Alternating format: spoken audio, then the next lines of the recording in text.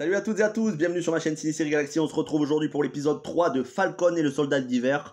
C'était un régal, toujours 100% spoilers bien évidemment. C'était un régal cet épisode. La dernière fois, ça s'était conclu avec Bucky et Sam qui allaient rendre visite au baron Zemo, alias Daniel Brühl, dans sa prison. Et cette fois-ci, on commence directement avec l'évasion du baron Zemo qui va faire équipe avec Sam et Bucky. Un régal. Cet épisode était vraiment, pour l'instant c'est le meilleur des trois, même si déjà les deux premiers étaient excellents. Comme d'habitude, on a de l'action, voilà, c'est des courses-poursuites, des fusillades, et petit point il faut le souligner, il y a quand même de la violence, et pour un programme Marvel Disney+, il faut le souligner, il y a du sang, il y a des morts, il y a des coups de couteau, il y a des balles dans la tête. Donc on sent qu'on est quand même sur une série où ils prennent les choses au sérieux. Voilà, c'est pas du tout aseptisé.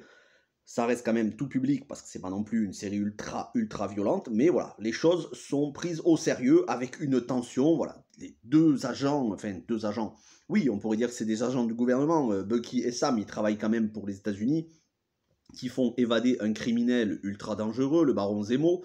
On a une sorte un petit peu de tension à la 24 heures chrono avec Jack Bauer qui faisait évader des prisonniers parfois pour les utiliser, pour pouvoir atteindre d'autres prisonniers, d'autres criminels plus dangereux encore. Donc on a cette tension, et puis on a un Daniel Brühl qui est impérial, j'ai envie de dire, quel acteur de génie. Moi c'est un acteur que j'aime énormément depuis que je l'ai découvert en 2013 dans Rush de Ron Howard, qui est un chef-d'œuvre absolu, où il jouait Niki Lauda.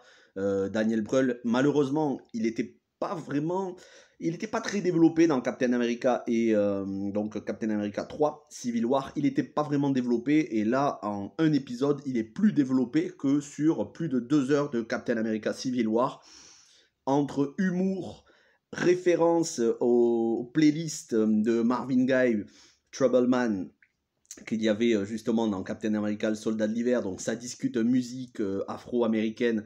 Voilà, c'est un régal, c'est savoureux, avec cette élégance que peut avoir Daniel Brühl, ce petit raffinement et en même temps imprévisible.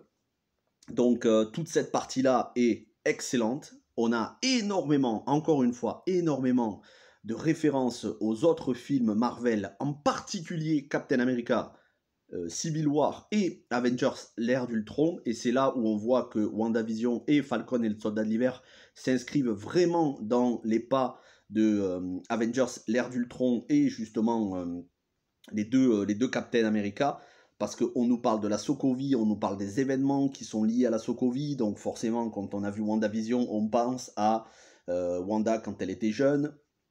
Bref, ça creuse vraiment, et c'est là, pour moi, le gros point fort à la fois de cette série et de WandaVision, c'est que ça permet de mettre en lumière des choses qui étaient effleurées seulement dans les premières phases du MCU. Le retour de Sharon Carter sous les traits de Emily Van Camp, qui est encore plus badass qu'elle ne l'a été durant les films Captain America. Là, elle est fugitive, ma foi, elle est devenue trafiquante d'art, de tableaux. Donc là aussi, badass, très badass. D'ailleurs, elle sauve pas mal la mise à toute cette petite équipe que sont Sam, Bucky et le baron Zemo, qui font équipe ensemble tous les trois. Une très bonne réintroduction de l'agent Carter, enfin Sharon Carter. Et donc, on finit l'épisode avec le Wakanda qui revient sur le devant de la scène, puisque le Wakanda, on le sait, Baron Zemo, d'ailleurs, il est fait allusion dans l'épisode, le Baron Zemo avait tué T'Chaka, je crois que c'était T'Chaka, le père de T'Challa, donc le père de Black Panther, et donc comme il s'est évadé, le peuple du Wakanda l'a appris, et ils ont envoyé des soldats, des guerrières plutôt, du Wakanda sur les traces du Baron Zemo, et comme ils connaissent bien, le Wakanda connaît bien Bucky, excusez-moi, je suis enrhumé. Comme ils connaissent bien Bucky, forcément, voilà, ils vont être amenés à se rencontrer, et c'est à la fin de l'épisode, donc Bucky rencontre une soldat du Wakanda qui est là pour le baron Zemo. Donc ça va complexifier les choses dans l'intrigue parallèle.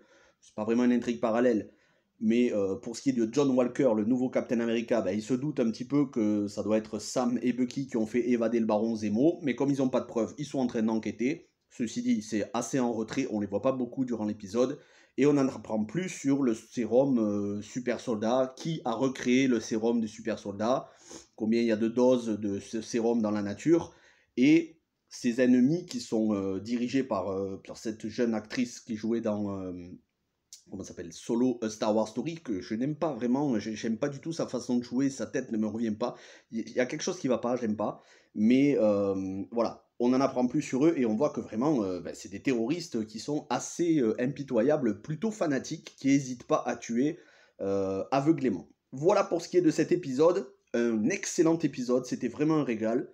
Je vais pas le faire plus long parce que le but c'est pas non plus de détailler tout en détail, voilà, tous les points par point.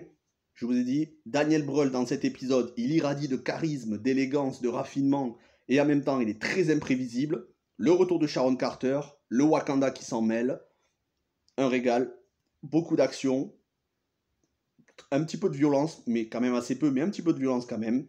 J'ai hâte de voir l'épisode 4. On se retrouve très vite pour de nouvelles vidéos. D'ailleurs, on se retrouve carrément dans quelques heures pour la critique de l'épisode 4 d'une autre série de super-héros, Invincible, série Amazon Prime.